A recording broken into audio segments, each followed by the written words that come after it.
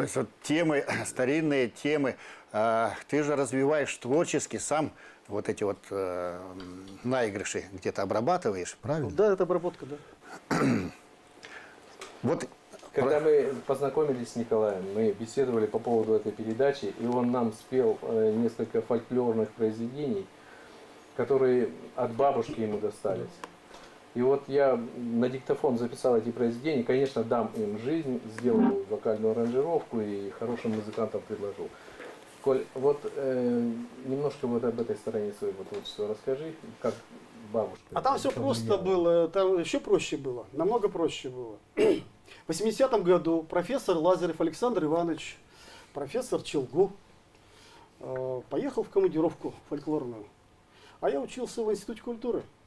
Геннадий Андреевич Клыков приходит к нам в раздевалку и говорит: ребята, кто поедет на 3-й трудовой семестр с Александром Ивановичем собирать фольклор? Ну, уже к 4-му курсу дело-то. И все, конечно, нет, кто съездил, кто чего. А мне так хотелось, ну вот прям вот умираю хочу. Я говорю, я поеду. Ну давай, все, во столько-то, хорошо. И мы поехали на 2 недели по горнозаводскому району Южного Урала, это Златоуст, Садка и так далее.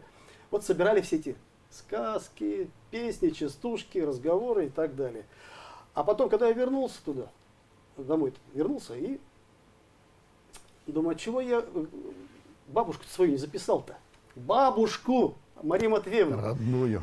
Да, родную, да. Надо было. И тогда были кассетные, помните, магнитофоны? Да. И кассеты магнитофона. Я 5 кассет записал. В том числе вот эта песня, которую сейчас вот исполню, которую Сергей говорил, очень такая, ему понравилась. И мы эту песню «Сокол, Лисоколий сын» с ансамблем «Уральские казаки» автомобильного училища, я немножко вперед забегаю, мы с ними показали эту песню в 89-90-х годах, когда поют солдаты, по Первому каналу Центрального телевидения.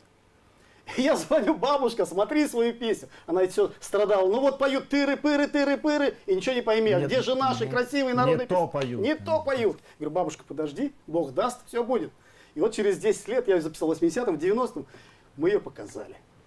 Ну вот это здорово, это интересно. Давайте послушаем, потому что не терпится. Ну, буквально фрагментик, да?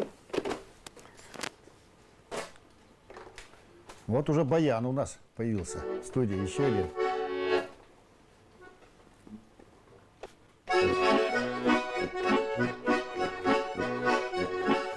Соколи, лисоколин сын, Разъясен сокол Николаюшкой, Разъясен сокол Борисовичка. Он гулял и да погуливал, он летал и да полетывал.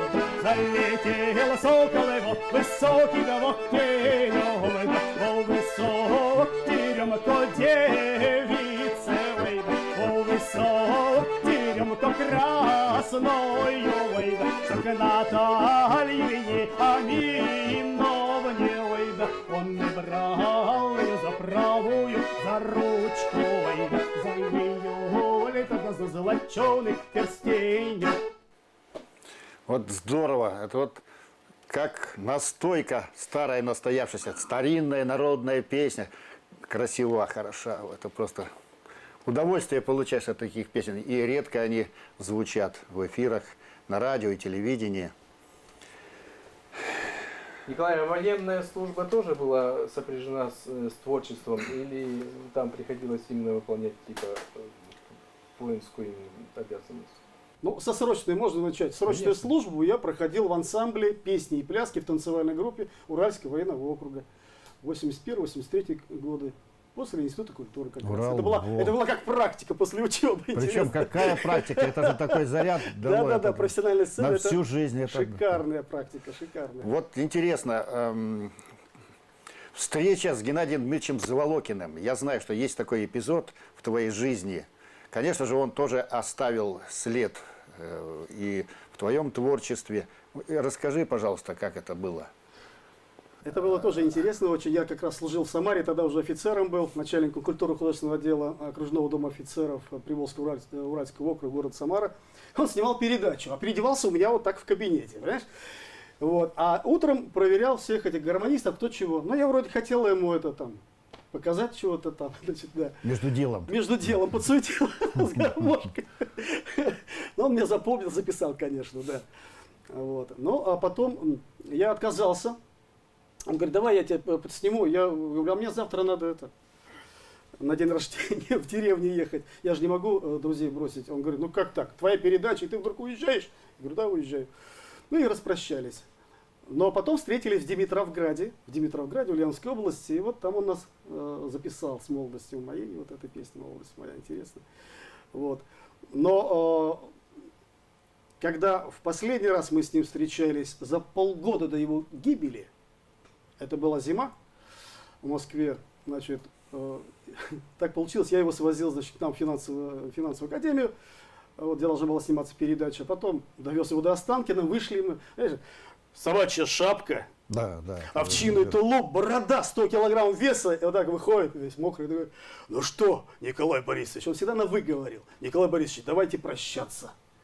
Обнялись, он говорит, давайте лелеять друг друга. Вот эта фраза запала мне в сердце, лелеять, добро лелеять. Что я потом, когда он погиб, через полгода написал строки, будем лишнего лелеять и так далее. Да, много песен посвящено Геннадию Дмитриевичу. Печальный факт. Давайте послушаем эту песню. Коля, у тебя Вот, тоже есть Лев. песня, которую ты посвятил Геннадию Дмитриевичу, я знаю. Да, сейчас попробую показать ее. Да, Николай сочиняет собственные песни. Вот, Все, что вы сегодня слышите, это все это творчество Николая Борисовича, потому что он автор этих песен. Песни шикарные очень.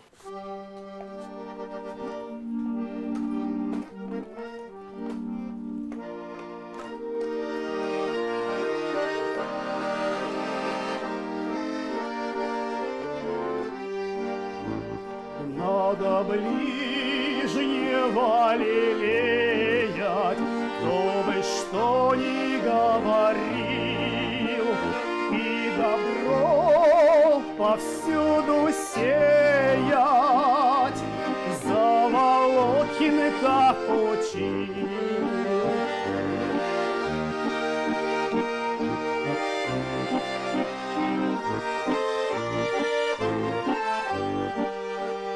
Как-то раз его не стало, и гармонь его молчит. Ей всплакнуть бы не мешало, все нутро ее болит.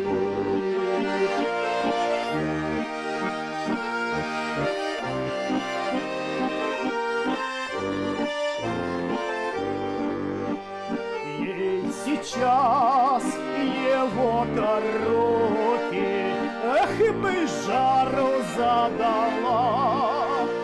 Только смерть, венец разлуки, на игрыш оборвала.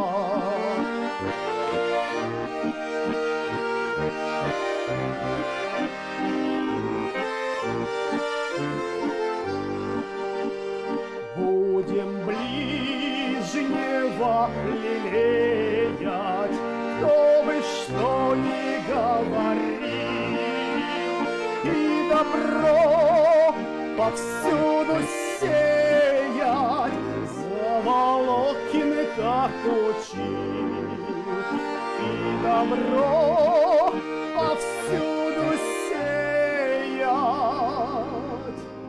заволокины как учил.